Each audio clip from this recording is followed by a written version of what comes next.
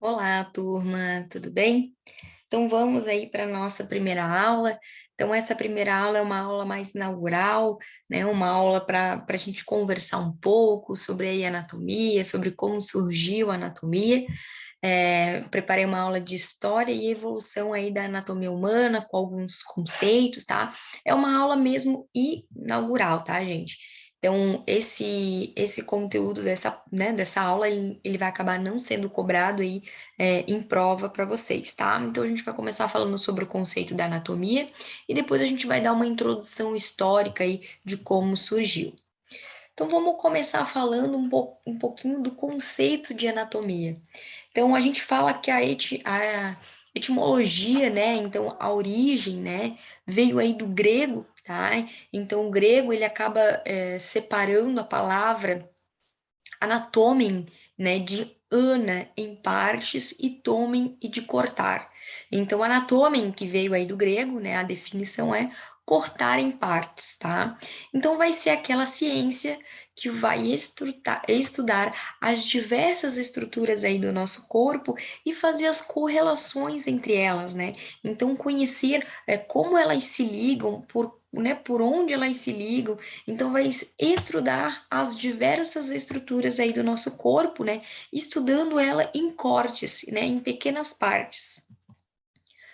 Então, o estudo da anatomia, a curiosidade por entender o corpo humano, ele veio aí de um desejo já natural de conhecimento lá do homem pré-histórico, tá?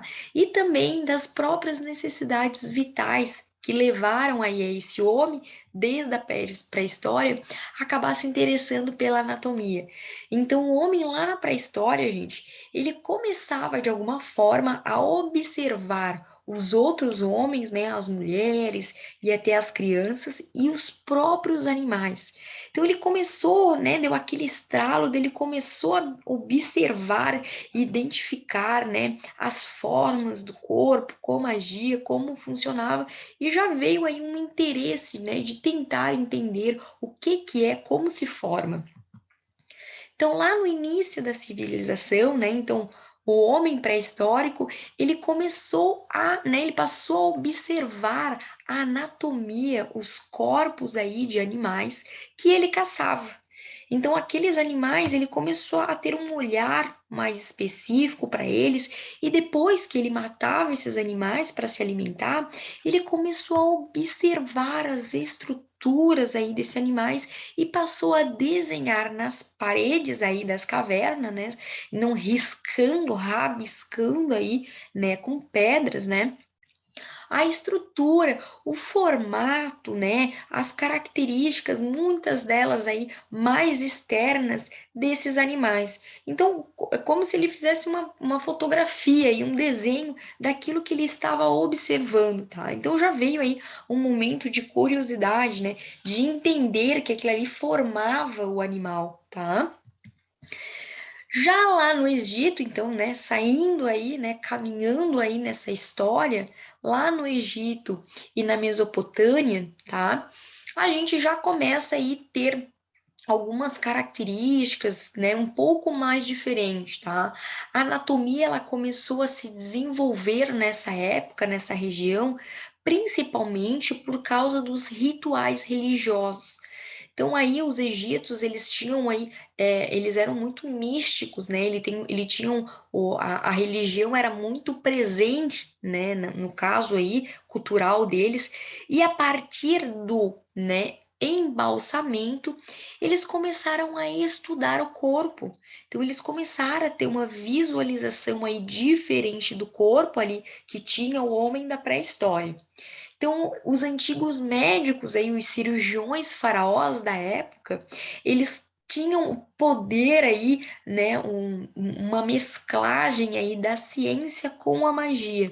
Então, nesse momento, a gente tinha aí, né, o ocultismo, as crenças divindades, influenciavam muito no estudo do corpo humano. Então, não era algo só científico, era algo que misturava a ciência com a religião, tá? Eles acabavam aí né, esses médicos, cirurgiões aí faraós, eles realizavam várias operações complexas, tá, gente? Eles conseguiam aí entender e salvar aí muitos indivíduos graças ao seu conhecimento anatômico. Então, o fato do cuidado e de todo o preparo para o embalsamento dava a esses homens, né, o conhecimento para conseguir, né, verificar, conseguir manipular o corpo ainda vivo, tá? Então foi muito importante aí para a evolução aí né, em relação até à saúde, ao processo de cura. Já lá na Grécia Antiga, tá? Eles começaram aí com a dissecação de animais. Alckmin de Cromata, ele foi considerado aí o cientista que foi o pai da anatomia. Por quê? Ele era um discípulo da escola pterogótica, né? Então a gente já tinha aí os grandes filósofos da Grécia Antiga, tá? E ele começou a dissecação de animais lá na Itália. Ele foi quem fez a primeira dissecação de um cadáver humano. Então ele, né, foi o primeiro a abrir aí, né, um corpo humano e começar a identificar as suas estruturas internamente, a começar a entender como se formava aí o seu corpo humano. E nessa época, gente, se enfrentava muito tabus contra a dissecação do corpo humano, né? Então, não era visto como algo importante, como algo comum. É como se ele fizesse, né? Um, um processo aí de intervir nesse corpo, né, de manipular esse corpo mesmo após a morte. Ele não era muito bem visto aí pela sociedade e por outros estudiosos também. Outro filósofo aí que também, né, foi considerado pai, só que nesse caso foi o pai já da medicina, foi Hipócrates, tá? Ele foi aí um dos principais, né, cientistas precursores aí da anatomia comparada. Ele era um filósofo, gente, que ele dissecava diversos animais. E ele comparava as estruturas, as partes, os órgãos aí desses animais com os achados das características humanas.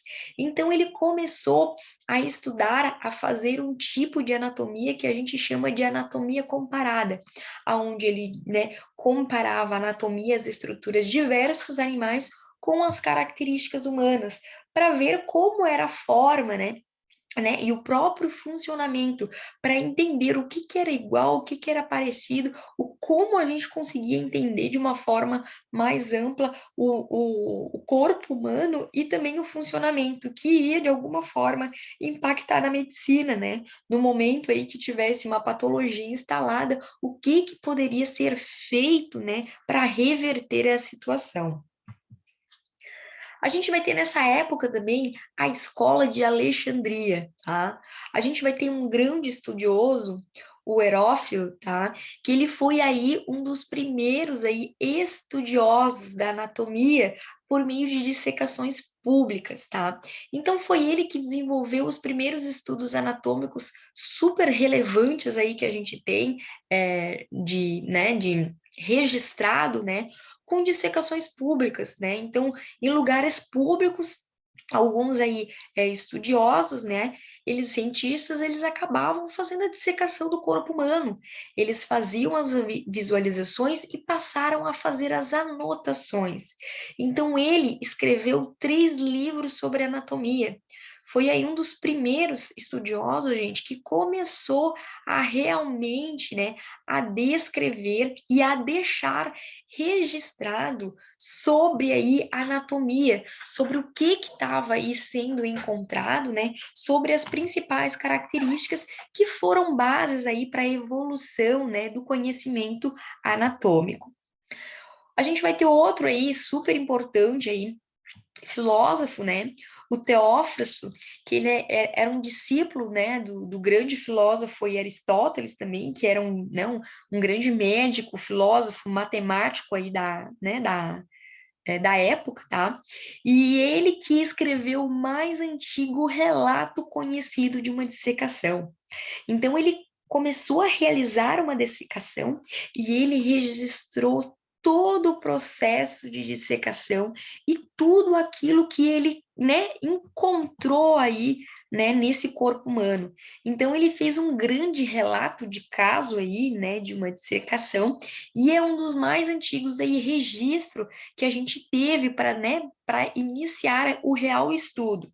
Foi ele, gente, que introduziu o termo de anatomia lá do grego, né? Então, aquele conceito ali da anatomia que a gente viu ali no primeiro slide, ele foi introduzido a partir aí de Teofrasto.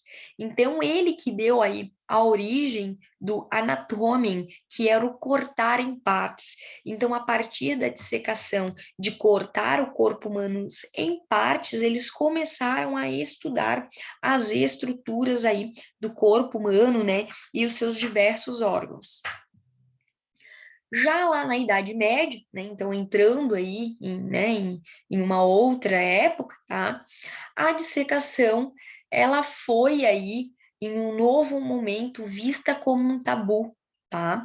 Então ela acabou sendo aí novamente proibida por algumas razões éticas e religiosas.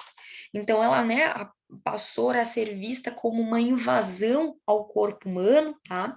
E ela foi considerada nessa época como crime. Então aquelas dissecações públicas que eram realizadas, elas passaram a ser proibidas.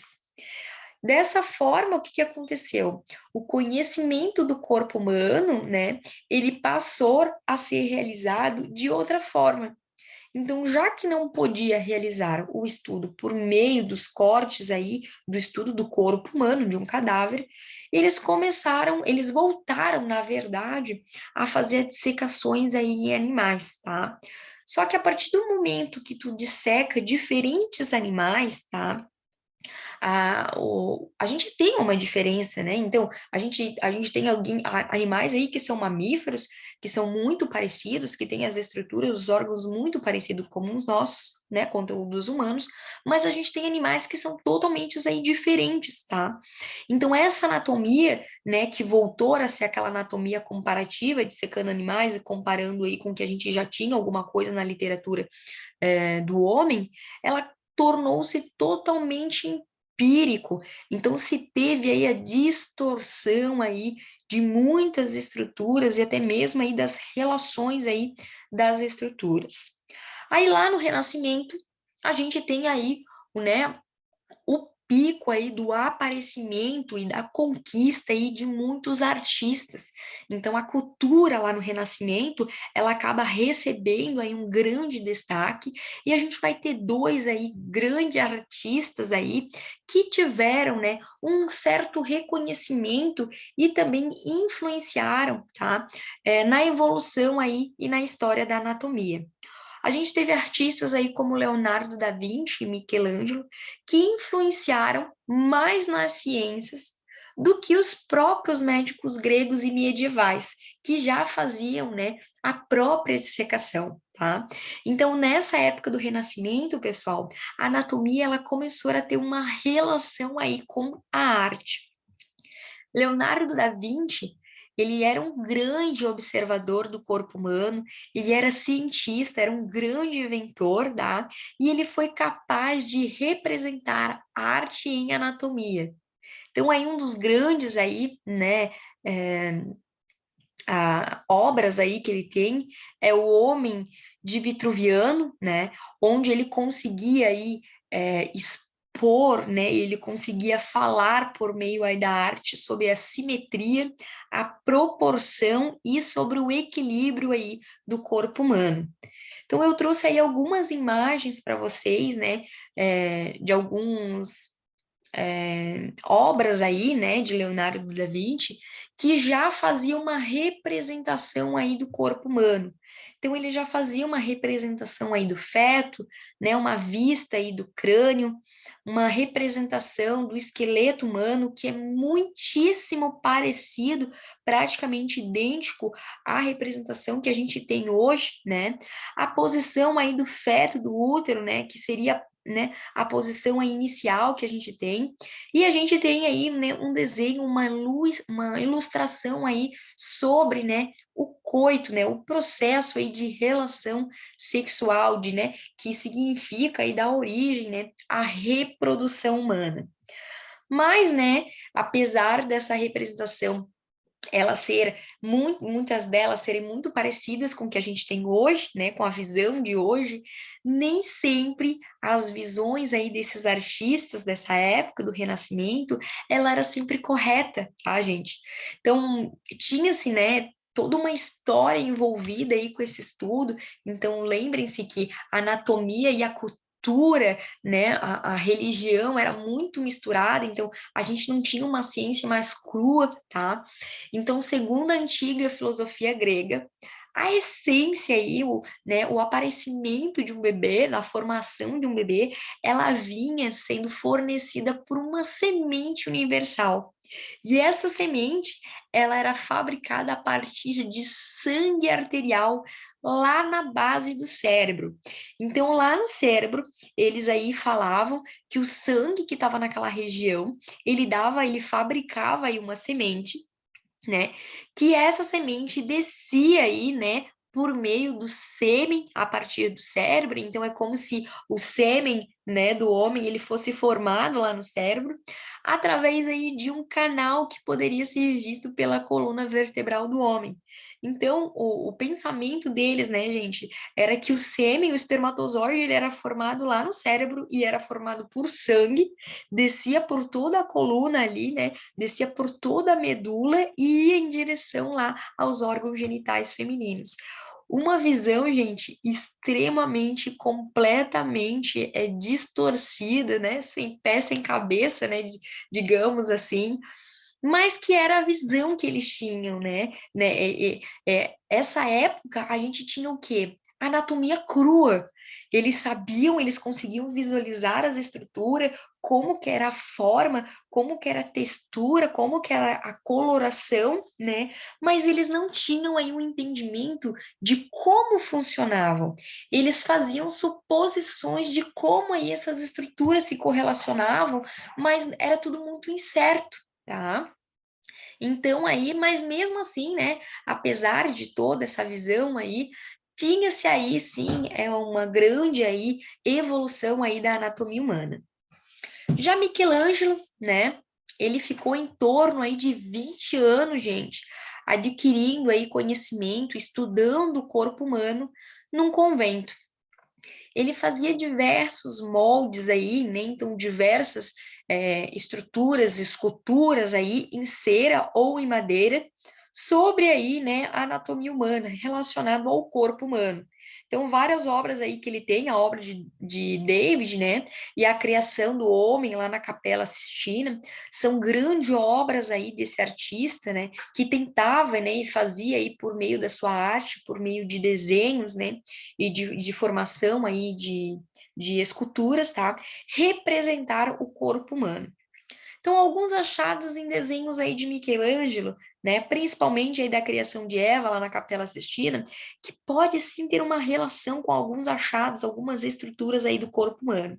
Então, se a gente observar aqui nesse tronco aí dessa árvore, tá? Ele é representado, né, pela árvore brônquica. Então, né, depois, mais para frente, né, vocês lá em Anato 2, vocês vão estudar aí o sistema respiratório e vocês vão estudar os brônquios, a árvore brônquica, e vocês vão ver aqui, ó, nessa imagem aqui do lado, eu coloquei aí um desenho de um segmento aí, né, de um pedaço aí, de um brônquio, tá? De uma ramificação brônquica, e eles aí, né, tinham a imaginação, né, eles tinham a imagem de como era a árvore brônquica, na verdade, e por meio aí de uma árvore, eles desenhavam aí como se fosse aqui, né, a árvore brônquica. Esse manto aqui que a gente está vendo, o formato dele, gente, é muito parecido com o formato do pulmão esquerdo. Tem até essa, né, essa pequena região aqui, aonde aqui vai estar, né, num pulmão, por exemplo, vai estar é fixado aqui a região do coração, então tem até uma pequena região aqui, um pedaço sem aí esse pulmão, que é para onde tem o encaixe aí do coração. Então parece ser muito, né, muito subjetivo, uma coisa muito imaginativa, mas todos os desenhos, todas as imagens deles, né, eles buscavam fazer uma representatividade aí de alguma parte, de alguma estrutura do corpo humano, tá? Então é muito curioso, é muito interessante a gente entender esse olhar mais artístico, né? Aí que esses artistas na época tinham em relação à anatomia humana. Mas foi apenas aí no século XVI, né, em pleno movimento renascentistas, que a gente teve aí, na verdade, uma grande evolução aí da anatomia humana, tá? Um grande estudioso, Andrés Vesalius, tá? Ele publicou um dos primeiros aí, um dos mais importantes aí livros de anatomia ilustrado, tá? Então, na verdade, foi o primeiro livro a ser publicado, né, da anatomia ilustrado. Então, de Humanus Corpore Fabrica. Então, ele fazia o quê, tá? Ele conseguiu desenhar e ele ilustrava, nomeando aí muitas vezes, né, o que que eram essas estruturas, né, qual era o significado aí delas. Então, a gente passou a ter livros ilustrados mesmo com as imagens aí do corpo humano, imagens aí daquilo, né, que eles tinham visualizados a partir da dissecação. Em seguida, a gente teve o William Haver, que introduziu já, né, uma orientação fisiológica na anatomia. Então, a partir, né, esse estudioso, ele começou a pensar assim, tá, a gente sabe, né, como que é a estrutura, mas como que ela funciona? Qual que é a relação? Qual que é a funcionalidade? Então começou a se ter um olhar não só da anatomia crua, mas da fisiologia. Como que funciona esse órgão, tá? Então esse autor, gente, ele passou a estudar a mecânica da circulação do sangue. Ele começou né, a comparar, né, a circulação sanguínea do corpo humano a uma máquina hidráulica, tá? Então ele fez aí, né, o desenho aí e os estudos, as grandes hipóteses aí do funcionamento do coração e da circulação sanguínea pelas artérias e veias. Então já se sabia que tinha o coração, já se sabia que tinha artéria, veia, sabia que tinha alguma coisa circulante ali que era o sangue, né? Mas como que como que acontecia a circulação? Quem impulsionava esse sangue aí por todo o corpo? Então ele começou a comparar como se fosse uma máquina hidráulica, como se o coração fosse uma bomba aí que estivesse bombeando, jogando aí, nesse caso, o sangue, tá? Então foi muito interessante, foi uma evolução muito grande, porque aí a gente não tinha só o conhecimento agora, né, da anatomia, a gente passou a ter um conhecimento super importante aí de funcionamento. Então a gente já começou a juntar, né, a estrutura com a função. O reconhecimento da anatomia, ele veio mesmo aí junto com as tecnologias, né, de impressão aperfeiçoadas. Então, as ilustrações anatômicas, elas começaram, né, a ter uma precisão muito maior, né, gente? Então, começaram a realmente representar aquilo que é, né? Então, tinha uma maior precisão técnica, com mais detalhes, tá? Começou a se ter aí os processos de conservação informal, então os cadáveres, eles começaram a ser, né, de alguma forma, colocado aí em substâncias que mantinham, né, essas estruturas por mais tempo, então se teve um maior tempo para estudar, né, esses órgãos e todas essas estruturas corpóreas antes do envelhecimento, antes de uma grande atrofia, de modo que não influenciasse tanto aí no estudo, e com o avanço aí da ciência em diversas áreas também, né? Então não era estudado só a parte, né, da biologia, somente a parte aí da saúde do corpo humano, mas a parte química e física, elas também foram aí muito importantes para o entendimento da anatomia, né? E a partir daí, esse avanço, ele só foi possível, né, a partir da criação de várias novas técnicas de estudo da anatomia, como, por exemplo, né, anatomia microscópia. Então, a partir daí, né, de uma visualização, né, com uma lente que aumentava, né, em grande quantidade aí de aproximação para a visualização de estruturas bem microscópicas, tá? Então, não só aquilo que conseguisse se ver a olho nu, tá? Então, uma inovação que ganhou um impulso aí no século XX foi a simplificação e a padronização da nomenclatura anatômica. Porque, gente, eram vários estudiosos aí estudando, né? Várias artistas, autores, médicos. Então, a gente tinha muitos homens que vieram estudando ao longo aí da história, ao longo dos anos, anatomia, e a gente tinha aí várias nomenclaturas para uma única coisa, para um único órgão, tá? Então, como houve um grande boom aí, uma grande proliferação da literatura científica lá no final do século XIX, tá? Quando chegou no final desse século, tinha mais de 20 mil termos anatômicos, tá? Então, chegaram aí a ser consignados. Então, imagina, mais de 20 mil termos anatômicos, né? Para estruturas aí do corpo humano, tá? Então, chegou um momento que eles precisaram ver que, assim, olha, tinha que haver, tá? Uma padronização. Então, uma única estrutura, ela não poderia receber 5 nomes diferentes. Então começou a realmente a estudar, né, a possibilidade de padronizar a nomenclatura anatômica. E hoje em dia, aí, né, esses termos anatômicos, eles são reduzidos a um pouco mais aí de 5 mil. Então, quase 15 mil aí foram reduzidos para 5 mil, né? Então, graças a Deus aí, para ajudar, né, a gente a conseguir, né, a ter um estudo, né, mais específico aí do corpo humano, tá? Então, no início de 1955, em Paris, foi aprovada oficialmente a nomenclatura anatômica, tá? Conhecida como a sigla PNA, Paris Nomina Anatomic. Então, era um livro, gente, que tinha aí os nomes dos órgãos, o nome das estruturas, tá? Então, foi algo padronizado e que aonde se tinha aí, né, era para ser algo mundial aí, onde todos, né, os cientistas e médicos teriam aí, chamariam, né, aquele órgão pelo mesmo nome.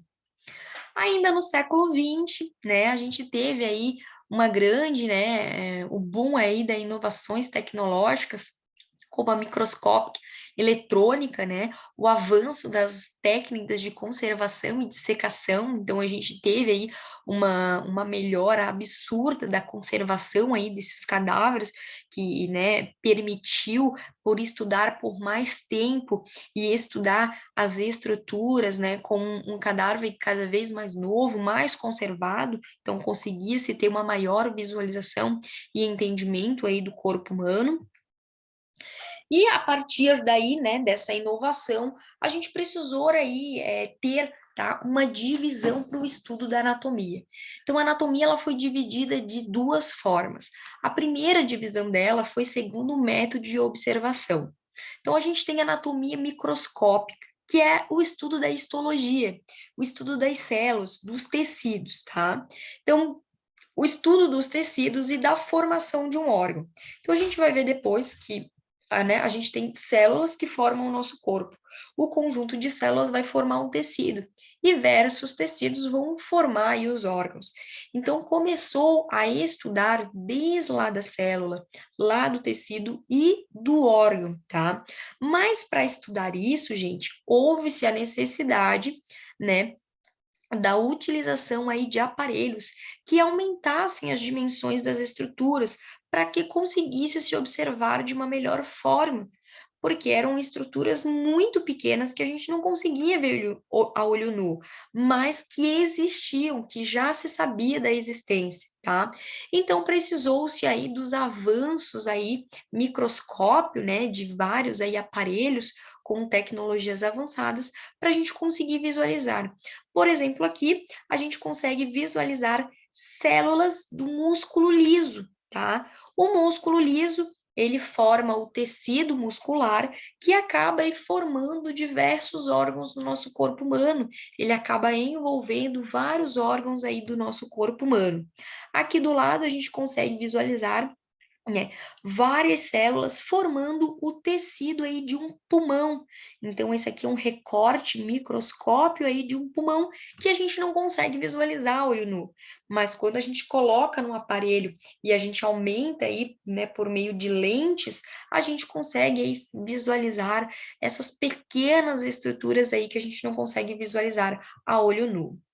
Então, aí a gente vai ter anatomia macroscópica, que ela não necessita para o seu estudo o aparelho aí especiais, né? Então, não necessita de um microscópio, tá?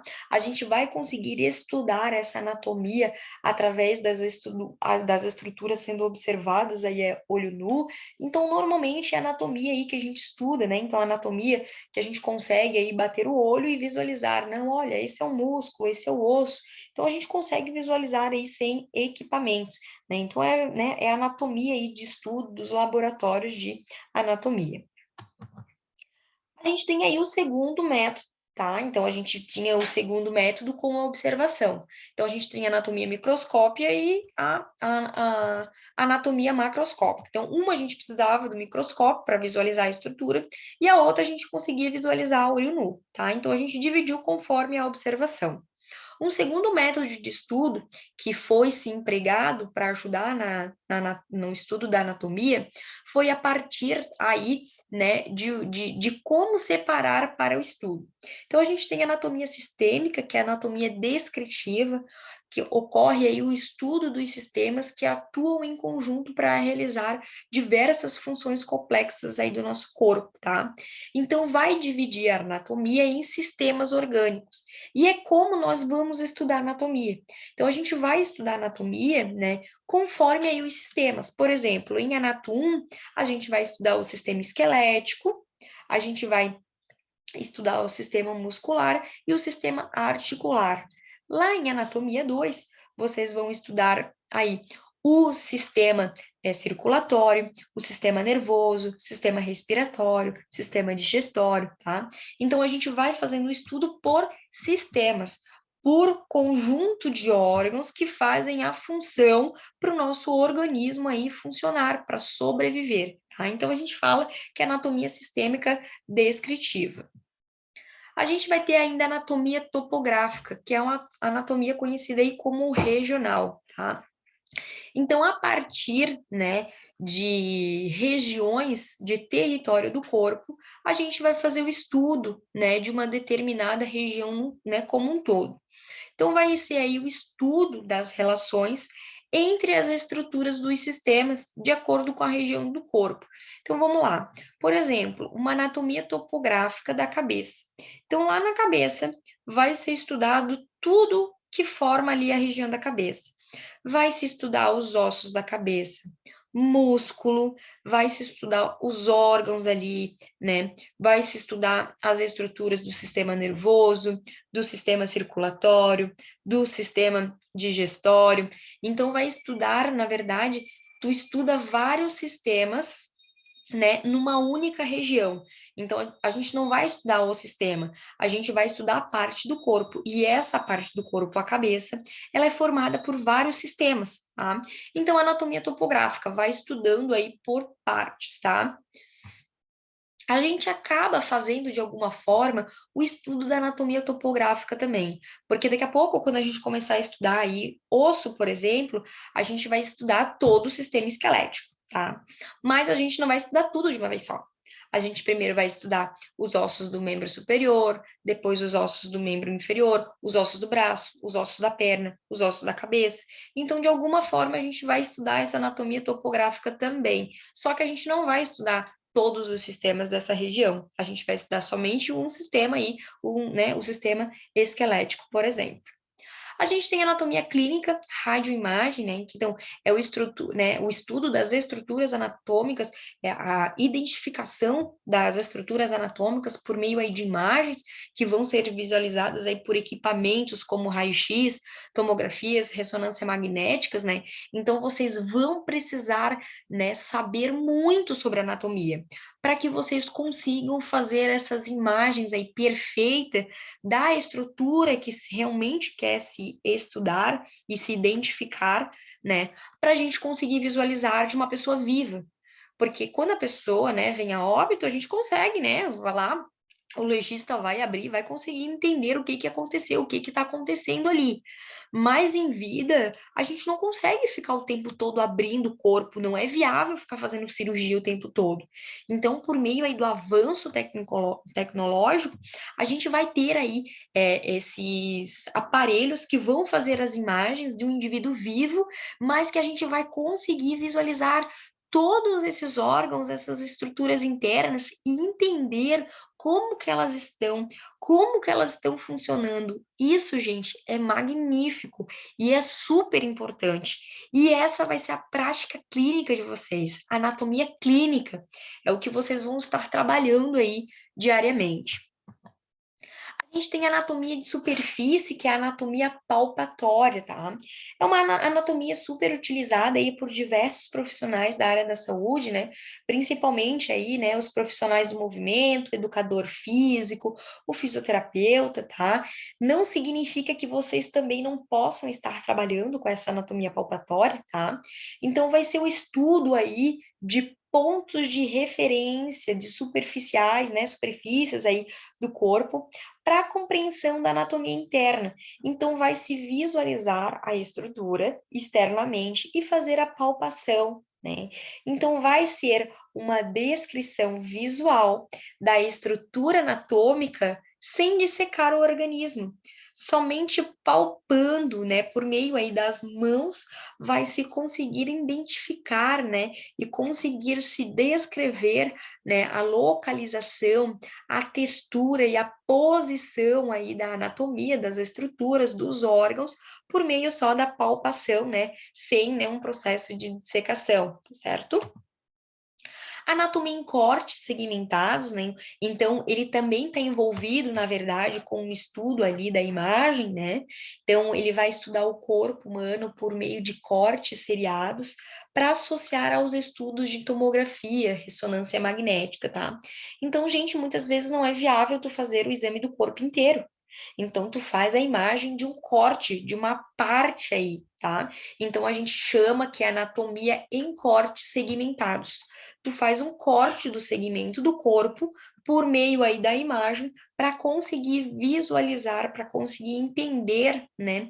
E saber como que tá essa estrutura aí do corpo. Então, o que vai ser super importante vai estar na prática clínica aí de vocês.